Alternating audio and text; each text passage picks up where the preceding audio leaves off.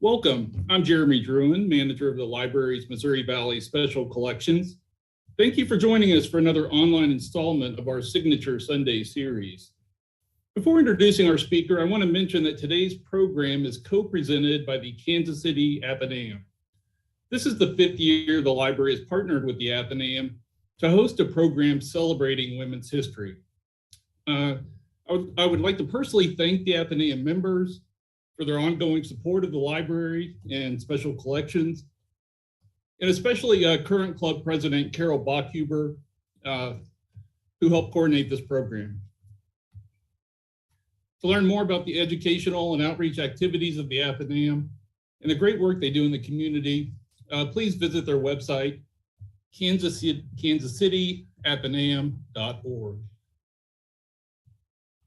Now, let's move on to today's program. When the Lewis and Clark expedition arrived at the confluence of the Kansas and Missouri rivers in 1804, the Osage were firmly established as the tribal power in the region. Skilled hunters, farmers, and warriors, the Osage rose to dominance in the 18th century, controlling territory in present-day Missouri, Arkansas, Oklahoma, and Kansas.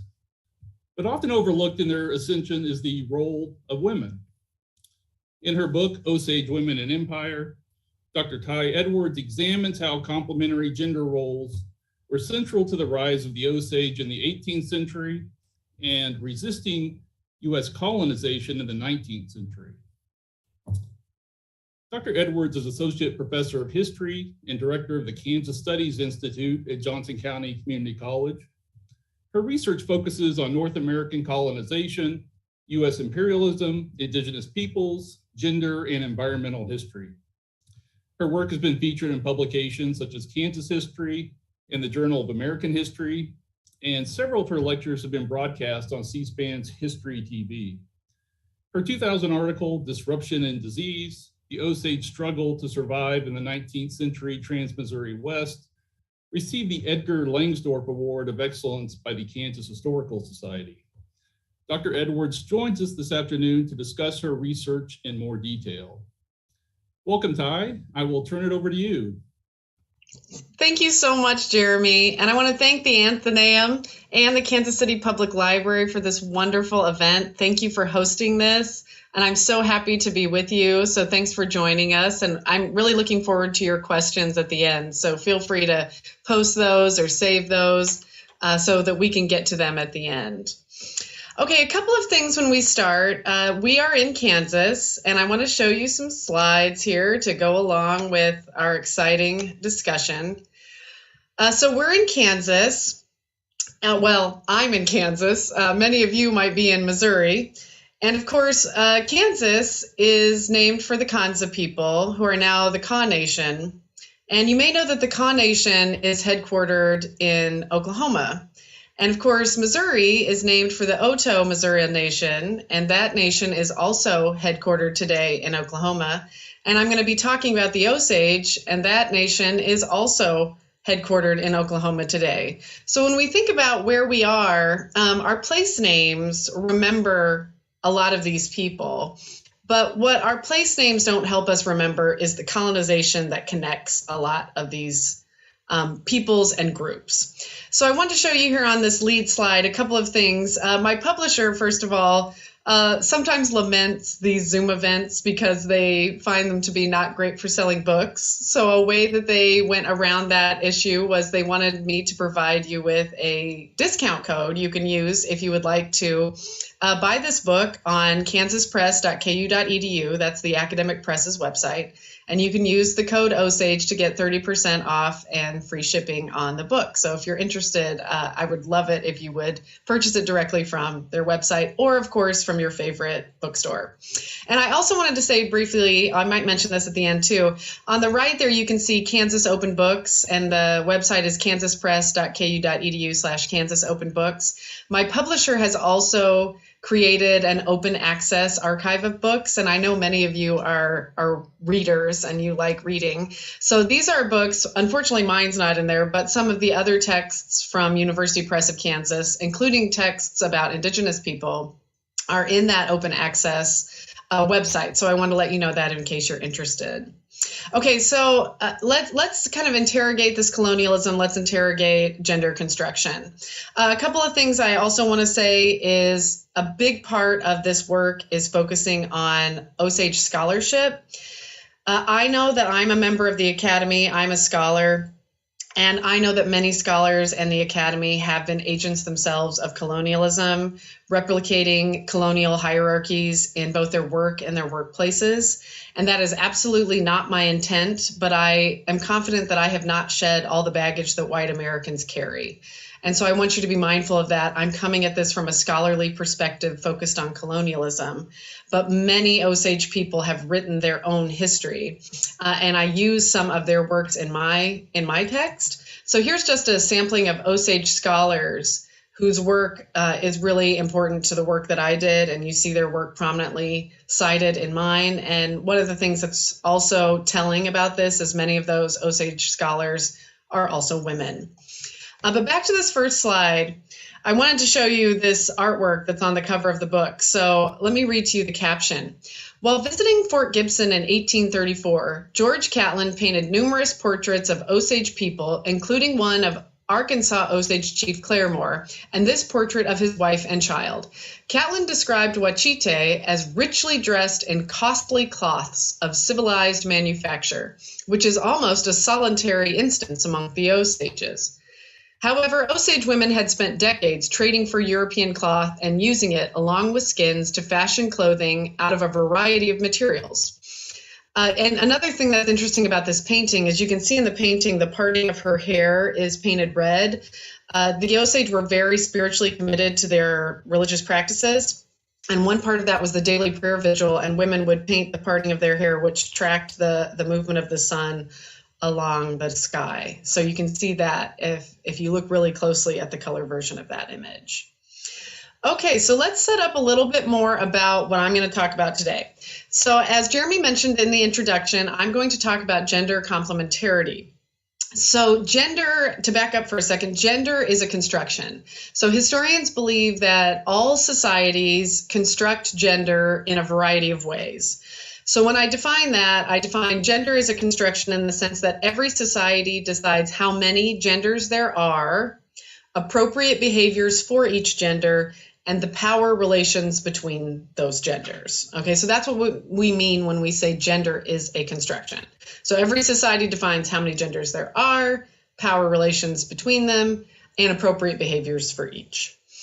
All right, so for the Osage, we say that they have a construction that is based on gender complementarity. So you might think, why are we using that term instead of gender equality? So gender equality usually implies that people do the same work and that work is equally valued. But in a society that has gender complementarity, work is divided based on gender, but the work is not giving hierarchical difference in terms of its value. So we say that the Osage have gender complementarity in the sense that men and women did different work, but that work was all equally valued. Okay, so let me do a little bit of a reading here, and then I will go over this slide for you.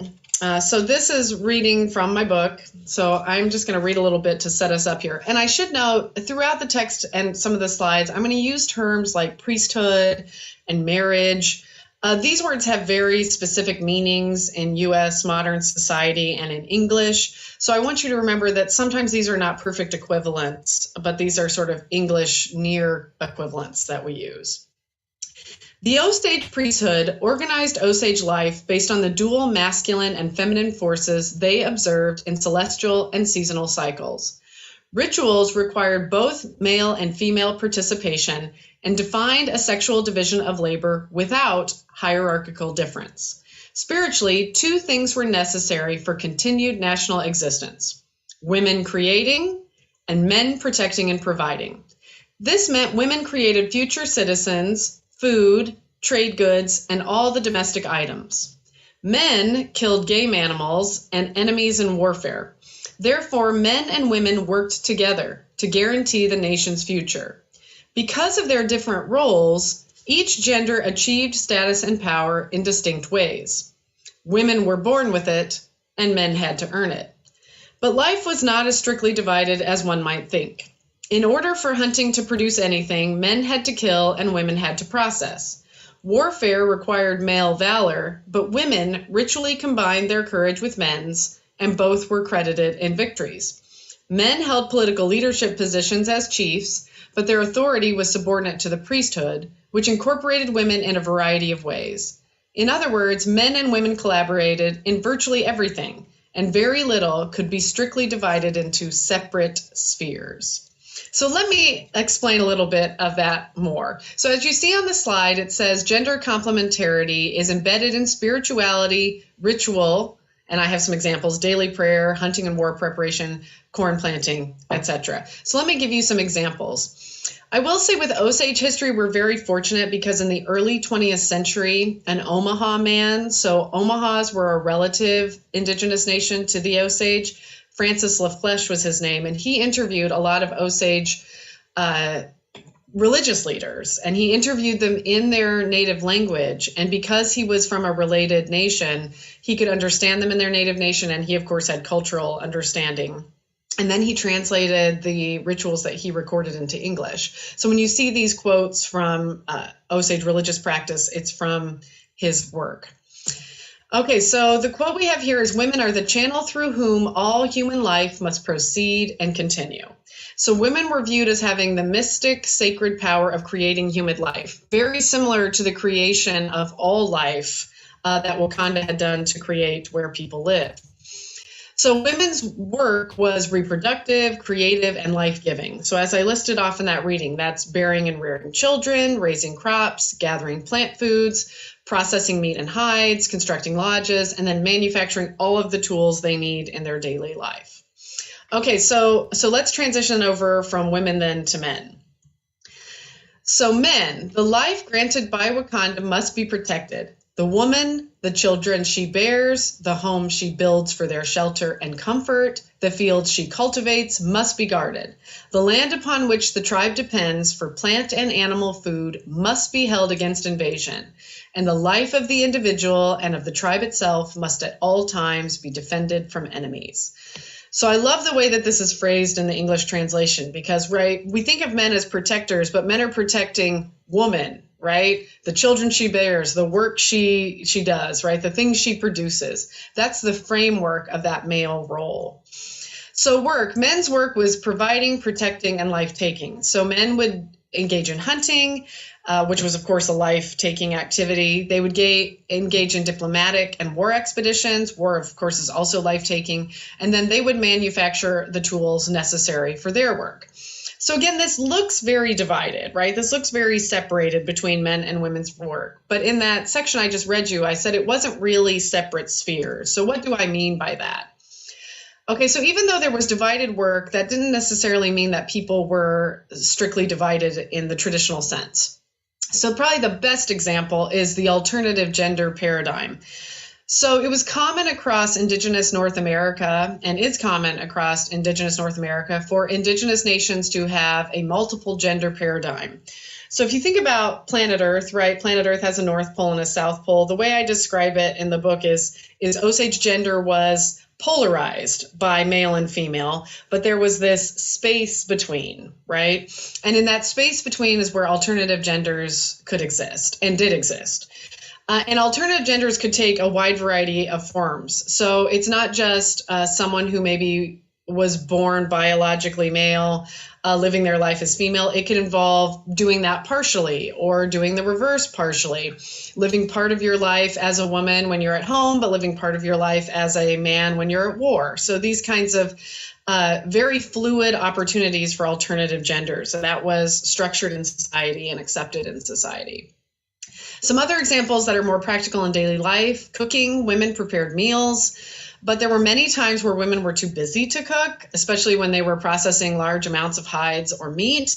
And then, of course, there's long periods of time where men are away from women while they're hunting or at war, and men, of course, could cook and did cook during those contexts. Agriculture was women's work. From the Osage perspective, women gave birth to children, and that was the same thing that farming involved. So cultivating seeds and helping them grow to maturity was the same work. So women farmed and they owned the produce of their fields. but men could help in the fields as long as they were under a woman's direction. And so men would be involved in that work, especially when it came to clearing fields for planting in the spring. All right, so hunting was considered men's work. Men did the killing of the animals, but women turned carcasses into food and trade items. So men's hunting would be totally not valuable if women didn't add their labor to that aspect of their lives. Then war, men physically fought, but women ritually combined their courage with men's, and both were credited in victories. This is also sort of shifting that paradigm of separate spheres. Diplomacy, men held political leadership as chiefs, but women contributed through hospitality and feast preparation, which was a big part of diplomacy in their society. And then again, in the priesthood, in terms of spiritual leaders were preeminent in all matters. A married couple was initiated into the priesthood together. It wasn't a man being initiated alone.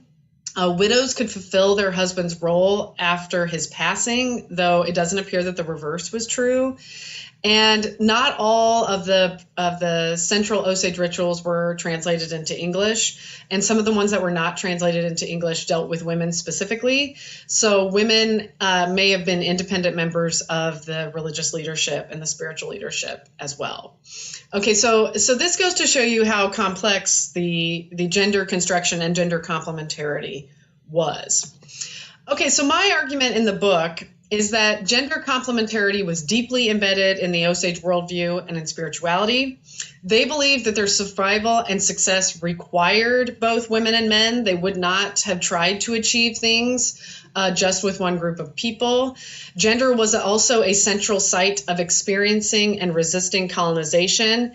And I want to make sure that we note, and I will talk about this in the talk, that the toll of colonization was brutal, especially from the 19th century on.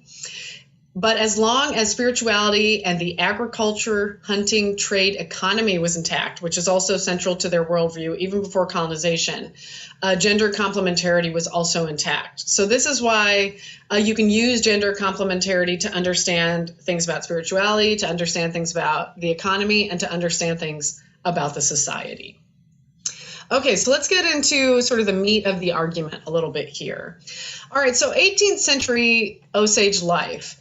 When colonizers, specifically French colonizers, arrive in what we would today call Canada and eventually travel the Mississippi River, they are going to engage in trade with indigenous people.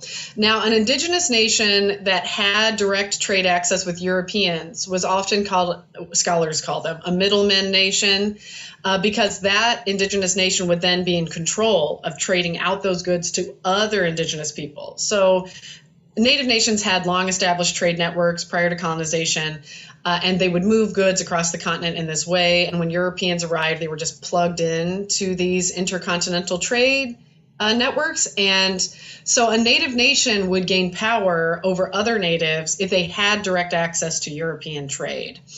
And initially, the Osage do not have direct trade with the French. So the things that they traded with other native middlemen nations was women's agriculture. So women's agriculture was the initial surplus good that was traded with other natives and then traded further on to the French. And this was the way that the Osage would get access to European goods. And corn, so the Osage women farmed corn along with other crops, other varieties of beans and squash. And this was very central to their lives. And so I want to read you just a little bit from the book to give you a sense of how important corn was and women's agriculture was in life. Ceremonial celebrations continued when women began harvesting the green corn, acknowledging women's food production, creative power, and Wakanda's favor. During this jubilant time, children cheered, "Corn is ripe!" Scores of Osages repeated the cry and ran onto the cornfields. For now, all Osages could gather roasting ears, as many as they could eat. In the village, fires were soon burning, and corn was being roasted by every family. All day long, the feast continued. They danced the green corn dance and sang of the goodness of the Great Spirit and the faithfulness of the Osages. Only the annual first appearance of the bison accorded the same community-wide level of excitement, illustrating how the complementarity of food sources, bison and corn, remained emblematic of their spiritual understanding and the gender construction. So you can see how prominent both corn and bison and then other foods are, not only to food, but also to their understanding of the world, their ceremonial practice, and their conception of gender. All right, so it's in the 1720s that the Osage finally have direct access to French trade. And it is from that scholars argue that the Osage built an empire. So if you look at the map, you can see on the right, the smaller area is the Osage territory at the sort of dawn of French colonization. And then the larger area is where their power grew over the 18th century. So you can see that the area they controlled was quite large. And this was because they were very skilled at using this direct access to French trade to build their own power.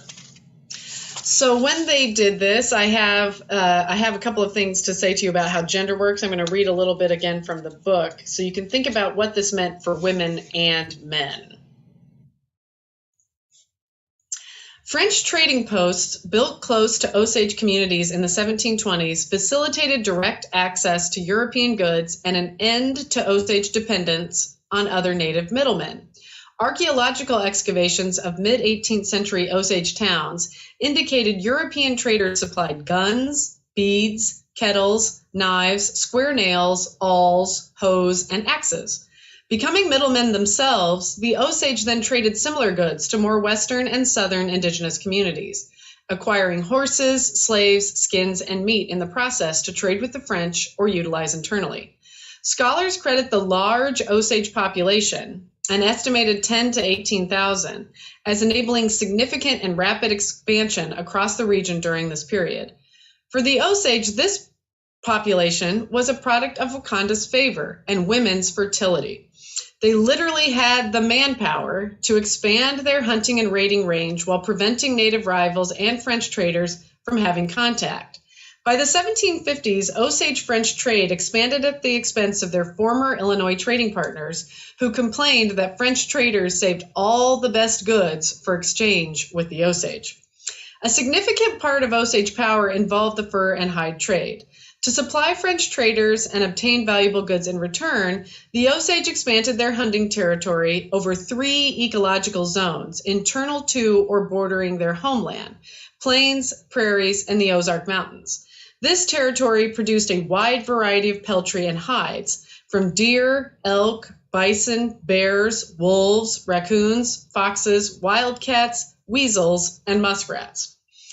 Osage hunting lands covered an estimated 100,000 square miles, encompassing the present-day state of Missouri, half of Arkansas, and portions of Oklahoma and Kansas. Though the Osage hunted beaver, the mild winters in this region prevented the local beavers from having the same thick pelts you see in Canada. Without a doubt, the laborious and time-consuming hide processing and corresponding meat production added to an Osage woman's workload. Excavations of an 18th century Little Osage town identified large flint scrapers used in tanning hides as the most abundant native-made artifacts in the entire site, and iron awls as one of the most prolific European-made objects. As their processing work grew to save time and labor, women increasingly consumed European goods, such as iron awls, kettles, and cloth, and then utilized these items in the rest of their still voluminous domestic production. Nevertheless, women did not full-scale abandon native-made goods, such as stone hide scrapers or skin clothing, which remained commonplace well into the 19th century. One Euro-American observer noted, after visiting an Osage community, "It is to women's industry and ingenuity that the men owe every manufactured article of their dress, as well as every utensil in their homes." So that just gives you a sense of the growth that's going on here. And one of the things that you see in a lot of the scholarship is there is a stereotype among scholars that as a native nation gains power, especially if it's related to war or trade, the myth is that supposedly men's roles became elevated and women's supposedly did not, right? So women's roles supposedly declined as men's were elevated. But I just found this to be suspicious. This is why I started doing this research.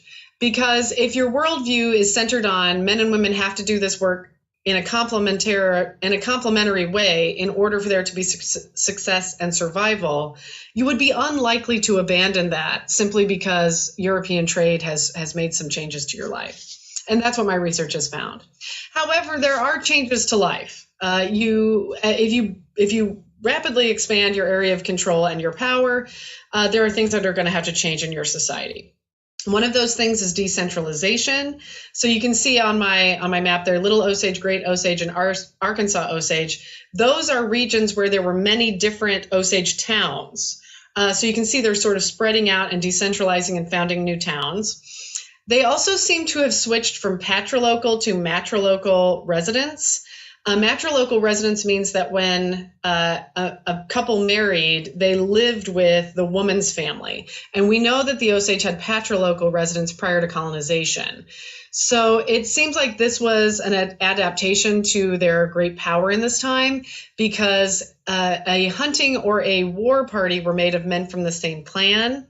And so that meant a household could be without its male food provision and protection for extended periods, because doing that work caused one to travel a long distance.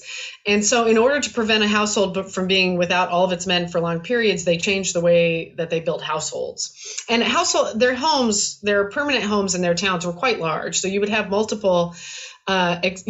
extended family members all living in one structure together. Then plural marriages, which some call polygamy or polygyny. This is where you would have one man marrying typically multiple women or cousins, female relatives from the same family. Now, the only way that a man could do this is if he was very successful in food provision and protection. And this is not involving women's subjugation, which is often the stereotype, because women had full sexual freedom, and women and men had full control over divorce or their partnering or ending of a partnership. And so this does not equate with subjugation of women, as is often the stereotype. And then eventually, so you may know that in the 1760s, the French lose what is sometimes called the 7 Years' War or the French and Indian War. And the French colonial presence officially ends in North America, and that's in 1763. However, many French people remain. And it's only after that war ends and French imperial presence is replaced by Spanish imperial presence that the Osage people start intermarrying with the French in order to have direct kinship ties and thus direct trade ties with the French. And you may know that's directly related to the Chouteaus and directly related to the founding of St. Louis. So their lives in this period were quite successful. And I want to just give you a snippet reading of how successful we're talking here. And I do want to say this involves quotes from a Euro-American, and he uses some offensive and racist language. So I wanted you to be prepared for that. In August 1811, Fort Osage factor George C. Sibley observed over 1,000 people in an Osage hunting camp in the full and free indulgence of all the luxuries of their rude condition. He noted an absence of illness and an abundance of supplies, including buffalo, elk, deer, marrow bones, tongues, hominy, beads, tried pumpkin, plums, and other dainties. Men's hunting and women's meat production, cultivation, and gathering produced this bounty. Vigilant elder warriors maintained camp security, while elder women were busily employed jerking and curing on scaffolds the flesh of the fat buffalo. Young men and women adorned in the highest style of fashion mingled in small groups. Older boys tended the horses, many girls aided their mothers, and swarms of children swam in the creek or frolicked on the prairie. Sibley concluded, mirth and hearty merriment prevailed. Never had I witnessed such general happiness in any community as prevailed here. These observations demonstrate how, even after a century of colonization, in many ways, Osage life continued to follow a familiar and clearly flourishing cycle. Not surprisingly, some aspects of their society changed to facilitate this. Nevertheless, gender complementarity remained a central aspect in both material and ritual life as men and women cooperated to build an Osage Empire. So you can see that the 18th century involved a lot of success, right? A lot of success in Osage life. They incorporated French trade very successfully, and men and women and the whole community were enjoying the fruits of that labor. Okay, so things are going to change substantially when the empire that the Osage have to contend with is the United States. So you may know this, the British Empire in North America and then the United States after it both follow a very specific kind of colonialism that is called settler colonialism. When I was talking about the French before, we talk about the French as having more of a trade-based colony, but the British and then the Americans after them will have what we call as settler colonialism. So settler colonialism is when the empire's settlers need or believe they need, indigenous land, and therefore they require indigenous elimination or removal from that land so that the empire's settlers can possess it. Okay, so settler colonialism is where the empire's settlers demand indigenous land and indigenous people have to give that land up, all right, and give that land up in a variety of ways. And so that's what you will see happening. So this is a different experience than than trading with the French. Okay, it's going to be very different. All right, after the American Revolution, settler colonialism really accelerates sort of over and west of the Appalachian Mountains and in the Ohio Valley.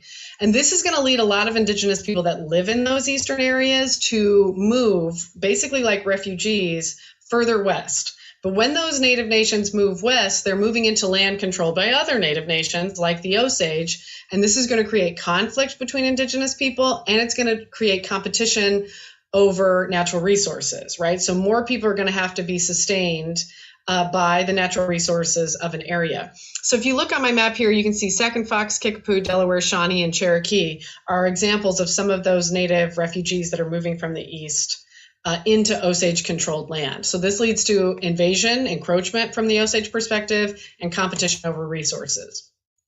As Jeremy mentioned at the beginning, the Louisiana Purchase is also directly related to the Osage experience. Of course, they live in what was the Louisiana Purchase. That's in 1803 by Congress. And as you may know, Jefferson sends Lewis and Clark the following year to travel the Louisiana Purchase. Okay, so their travel through the Louisiana Purchase was done, and Jefferson was well aware of this. He articulated this as part of establishing imperial domination over that Louisiana Purchase land.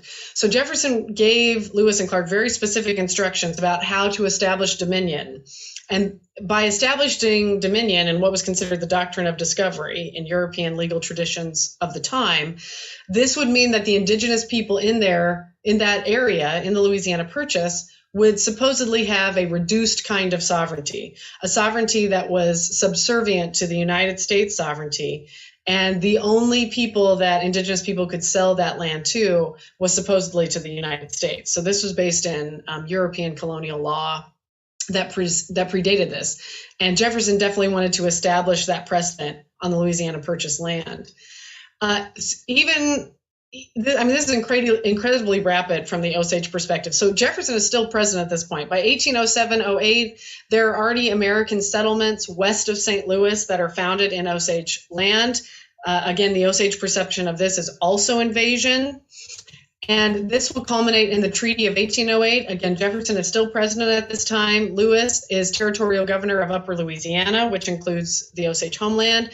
And Clark is now general of the militia and superintendent of Indian affairs in St. Louis. And all three of them are directly involved in the Osage Treaty of 1808. So let me just read you really quickly a little bit about this treaty so you can get a sense of what's going on. The Treaty of 1808 was a classic example of treaty coercion. As Jefferson had instructed, Clark abruptly demanded land cessions when Osage leaders thought they were meeting to discuss other matters. In this case, invasion by and retaliation against American settlers.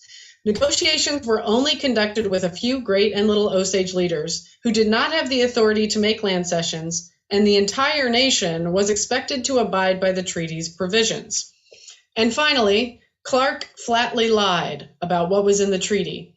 He allegedly admitted to a friend that it was the hardest bargain against the Indians he ever made, and that if he was to be damned hereafter, it would be for making that treaty. The Osage leaders were led to believe that they had agreed to share some territory with Euro-American hunters in exchange for land payments, goods, blacksmith services, plows, a grain mill, and a new trading factory, Fort Osage, and federal military protection against rival invading natives. However, Clark, Lewis, and Jefferson claimed the Osage had ceded their title to an extent of country nearly equal to the state of Virginia and much more fertile, on which refugee natives and Americans would settle. Osage leaders were already voicing their displeasure to Lewis about this fraudulent acquisition of 52 million acres before he had even mailed the treaty to the president. But it was to no avail. Osage historian Lewis Burns concluded, considering that all forms of compensation for these lands totaled less than 1/6 of a cent per acre, it is reasonable to suspect that someone was cheated. But this was part of the plan. This was part of Jefferson's plan when the United States acquired the Louisiana Purchase. His goal was to remove Eastern Native nations into the Louisiana Purchase so that Americans could possess the land to the east of it. And because the Osage were very powerful and very large, they were targeted for some of the first land loss in hopes of weakening them. And this would remove other Native nations into their land, which would also compromise their power. And that's exactly what happens. By 1825, the Osage engaged in another treaty where they were expelled from their Missouri homeland and supposedly from their southern homelands there in what was Oklahoma as well. And they were supposed to be confined to a reservation in what is now present-day Kansas. And again, if you think about this from the Osage perspective, they had lived with Europeans and were married with Europeans, traded with them for a long time. But the turn of events that happens after U.S. independence, and especially the Louisiana Purchase, is a very rapid change in the colonial context. All right, so Osage life in Kansas. All right, so this is a really traumatic event because the Osage had always chosen where their towns were based on their own needs. And women did their farming in the towns. The towns were in very fertile land. Now they're being forced to build their towns and conduct their agriculture in a very prescribed, much smaller area in southeastern Kansas. And that land is far less fertile for farming. So it took 5 years to figure out where they should build their permanent towns and do their farming in Kansas. And that means there's going to be pretty serious malnutrition and chaos inside the nation during the 5 years when they're trying to figure this out and are unable to have sort of stable food provision.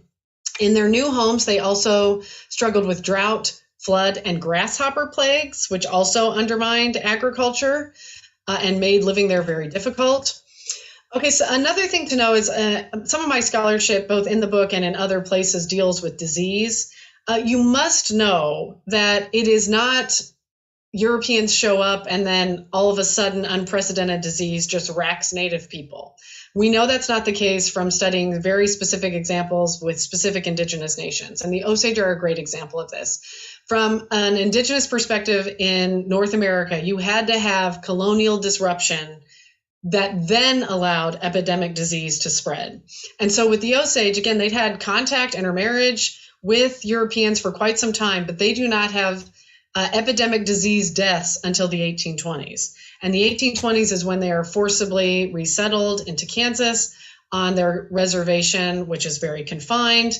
And that is when the diseases start to literally plague them and harm their population. And disease was especially harmful in terms of gender roles because many women, especially pregnant women and young children, were harmed by repeated diseases. That's going to undermine female power, but also undermine population growth long term. As a result, in Kansas, the Osage increasingly have to rely on hunting and trade and mobility to make their lives. And as they do that, they too will be somewhat refugee nations moving further west and then competing over bison herds with other indigenous nations further to their west. And with all of this came another settler invasion, so especially in the 1850s. I call the 1850s the deadliest decade because this disruption is so severe that it leads to loss of life and disease loss of life. And this is very difficult for the Osage. So I want to just give you a sense here of what the invasion in Kansas was like. The greatest challenge the Osage faced in Kansas came from settler colonialism. As early as March 1853, more than a year before the Kansas-Nebraska Act passed, which officially created Kansas Territory, a congressional Indian appropriations bill included an authorization for the President of the United States to enter into negotiations with Indian tribes west of the states of Missouri and Iowa for the purpose of securing the assent of said tribes to the settlement of the citizens of the United States upon the lands claimed by said Indians and for the purpose of extinguishing the title of said Indian tribes in whole or in part to said lands. The goal of native elimination could not be clearer. The federal government had just signaled to eager speculators and squatters that native land rights in Kansas were temporary, and if settlers wanted access to this newly available land, they should move now. And they did. By the time Congress debated the Kansas-Nebraska Act a year later, natives faced significant settler invasion. One missionary noted that squatters were not very particular about keeping in the lines, never caring about the limits of the Osage Reservation. From this point on, missionaries and government agents documented settlers coming into the region daily, disregarding reservation boundaries, building homes, tilling fields, destroying food and timber resources, stealing horses, and using violence, including murder, to gain Osage land and resources. And that's why that disruption is even more severe, and that's why disease will be even more deadly, along with assaults and violence. So there's a significant assault on gendered work in Kansas. For one, settlers steal crops. They steal dried, stored crops that Osage women had preserved for the winter. They will steal crops straight from the field, and they will allow their livestock to graze in Osage women's fields. There would also be grave robbing. It seems that in Kansas, most of the burials were done by women. The Osage would bury their dead with goods they needed to travel to the afterlife, which included food. And the way I say it in the book is settlers were harassing the living and the dead. The Osage also had their homes dismantled, so women built these sizable structures, and settlers would either dismantle or move right into them. And then theft of horses. So in the 1860s and 70s, settlers were stealing 5 to 20 head of horses a day from the Osage. And so all of this was extremely difficult for survival. Again, when I said the toll of colonization is brutal, this is what I'm talking about. And you see with land loss comes population loss. These two things go together. So the map on the right shows you the territories lost in various treaties the Osage experienced in this period. And you can see the population decline that goes with it. So 1850 to 1860, you can see that severe loss of population, right? That deadly decade there. And that is part of their experience in Kansas, was extreme loss of population and people. And I should say, when they're forced to move into Indian Territory, Oklahoma, 1 in 4 people died in the first year in Indian Territory too. Again, that's another severe disruption. And so in the context of all of this, what does this mean for sort of Osage life and survival? So I want to leave you with one more reading before we get to the questions when we think about this in terms of gender and life. Their time in Kansas was important because the Osage effectively used their religious and economic structure built on gender complementarity to control and direct change. With all of their struggles in Kansas, this should have been the period when the Osage people became culturally or literally extinct. As Patrick Wolfe has argued, settler colonialism destroys to replace. The United States needed the elimination of natives in order to establish itself on their territory. The pressure just to survive was intended to make the Osage and all indigenous people acquiesce to demands by federal agents and missionaries to change everything. Osage women should have been subjugated as men became farmers and everyone adopted Christianity, or the destruction and despair of it all should have killed them. But that did not happen. Maintaining gendered work and the corresponding religious practices in still relevant ways preserved their social structure that had long used self-directed adaptations to persist and even thrive in a changing world. In Kansas, they made some changes to their economic and ritual practices in light of new circumstances. However, many of the old ways, though severely challenged, were the best methods of survival. In Oklahoma, things were different, and that was where they made more significant changes. Nevertheless, the longevity and solidarity the Osage Nation has today would never have happened if they had become assimilated, sedentary Christian farmers in Kansas. And that is why aspects of gender complementarity still connect the modern Osage with their imperial ancestors. So I just wanted to say again, thank you. My press would love for you to purchase the text directly from them if you're interested, and they have an offer code here for you to do that. So again, thank you. I'd love to hear your questions. Let me stop screen share. Yeah, thank you, Tai.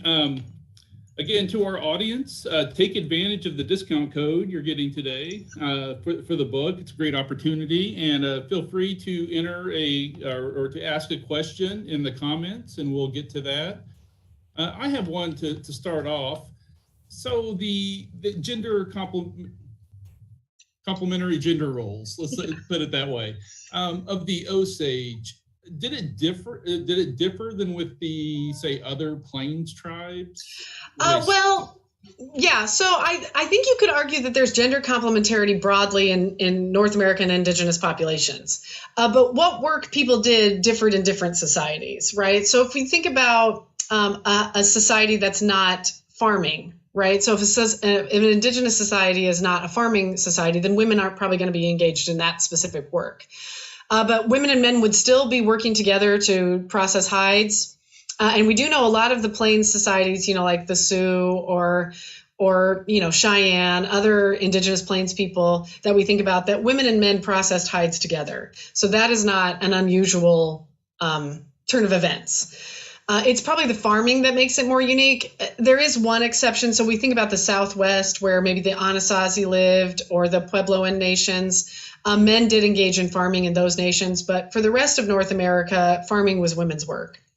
And so I think you'd see the greatest difference on if it was a farming nation or not. And otherwise, there's a lot of overlap in terms of this idea of complementarity. We even have examples of patriarchal societies in indigenous North America that were patriarchal and they still had gender complementarity. So if we're thinking about that, right, for world history, neither patriarchy nor matriarchy means inherent gender subordination. Because if you have gender complementarity, the way you trace descent won't make a difference in terms of power. But complementarity is widely shared across indigenous North America. Okay. And so you mentioned in the book and in your presentation that the Osage men, of course, primarily did the hunting and trapping, but it was the expertise of the women in preparing and tanning the hides that made them valuable, that made them tradable to a European market. So is it accurate to say that Osage women became more empowered or had a higher status during the period when the French fur trade was thriving? Yeah, so I don't see any evidence of higher status. I see evidence of higher national prowess, right? So I don't think that it changed power between men and women, but I think where you see it manifest is in the Osage over the people that live around them, right? So they were able to expand their territory that they controlled over territory that had been controlled by other indigenous people, right? And so there are other indigenous people that don't really welcome that expansion of Osage people. But that's where I think you see the change. So the change is more in intertribal hierarchies rather than between women and men themselves, because women and men were gaining the whole nation was gaining trade prowess. Now we do see it manifesting actually in ways that aren't very gendered. So more Osage people had wealth, and you needed wealth to buy and pay for the ritual training to become a spiritual leader. So we know that more married couples became initiated in spiritual leadership during this period because they could afford it. You needed certain skins to pay the people that would initiate you and these other things. So again, I mean, men and women had to do that together, right? So you see, the way I call it in the book is sort of this democratization of even spiritual elite status, but men and women had to do that together. So you really see that these sort of specializations are spread across the society to men and women, not just one gender. Okay, I'm going to go to my notes here. I was interested in, when you said about couples serving as priests, and if and a widow would remain a priest or priestess once her husband had ceased, but could they get elevated to that on their own, or was it through marriage primarily? Well, yeah, so the way it looks to me now, some of the biggest spiritual rituals we don't have English translations for. And some of those directly related to women's work. So it'd be interesting to see what those ones say. So the ones that we have dealt with war and dealt with some other creation, right? Some other aspects of Osage life. And again, the man and women had to be initiated together, but big parts of the rituals involved instruction to women on their power and instruction to women on how to farm and how to gather in spiritually successful ways. And so the way we think of it, and there is evidence from other scholars have argued, including Osage scholars, that women had spiritual elite roles. There are people that also argue that history was housed in women, so that women taught the history of the tribe. And part of that would be because women lived longer. So women's work was less dangerous. So you have gender balance, right, among children. There's equal numbers of men and women. But then by the time you get to senior members of society, there are more women than men because men's jobs were so much more physically demanding, right? Warfare, hunting. And, before the horse, they were doing a lot of this work on foot. I mean, it is really complicated, physically demanding work. So women would be more of the senior citizen population. So you can hypothesize that maybe women were involved then in the history because they made up more of the population that did that sort of teaching, which would make sense then for widows, right, to maintain their sort of spiritual knowledge so that they can help train the next generation or the new initiates who are joining that spiritual leadership position. Right. I was also curious when you referenced divorce. In your research, was divorce common among the Osage? Yeah, so it wasn't common, but it was socially defined, right? So there was a process for doing it. So when men and women wanted to, and again, this is why divorce might not be, right? That might be too heavy of a word. When they wanted to separate households, they both took whatever, goods that were their own or what things they produced that were their own, and they could separate households then. But yeah, it doesn't appear to be the norm. So again, it shows that in a society where you have sexual freedom, you have freedom to, end marital relations, of your free will, that people are choosing long-term life partnerships, and they are remaining in those. Now, in many senses, right, where you see remarriage is when people move, right? So when people move to another town, or if there's, untimely death, or there is sometimes plural marriages, right? So people that are married, but usually those are to one man to multiple women in the same household and family. And so, if that man moved, then those women would, or he was killed, right? Those women would engage in other household creation. Neither would lose their social status. In divorce, it was acceptable. Yeah. So in fact, I even try to not use the word like stigma or reputation in the book because that's not the conception, right? Marriage wasn't related to sexuality, right? That was a different construction.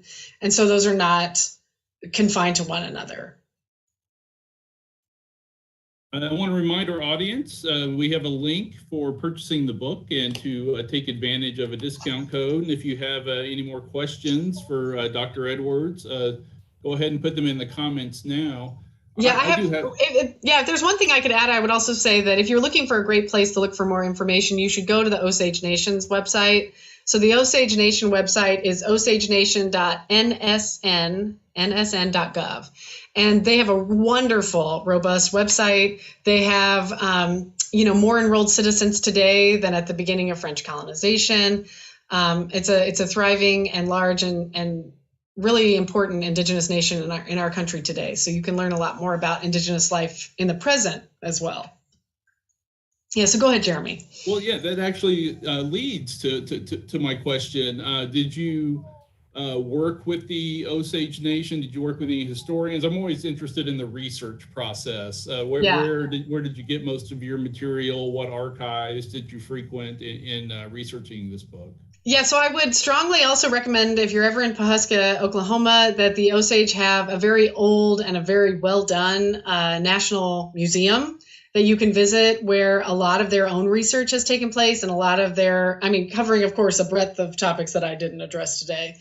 They have such wonderful historical preservation of their own nation, and a lot of their museum work has been spearheaded by women, which I also find to not be terribly surprising. But a lot of the work then, as I said, Frances LaFleche translated a lot of the Osage well, not a lot, some of the Osage rituals in the early 20th century, and he did it for the federal government. So they were published by the Bureau of American Ethnology. And it's really unique because if you look at his stuff, he tried to describe it in just prose. Then he did an English translation for the Osage. And so the Osage would use one word to describe what in English would take like a paragraph. So if you do, the English translation is quite long. And then he also wrote it all in Osage, so that if Osage people ever wanted to read it themselves in their own language, they would have access to that text. And he added illustrations. And again, I think it's because he is an Indigenous man himself. He's Omaha. He speaks a dialect of the same language. And the resources that he created are really powerful. But then again, a lot of Osage people have written their own histories.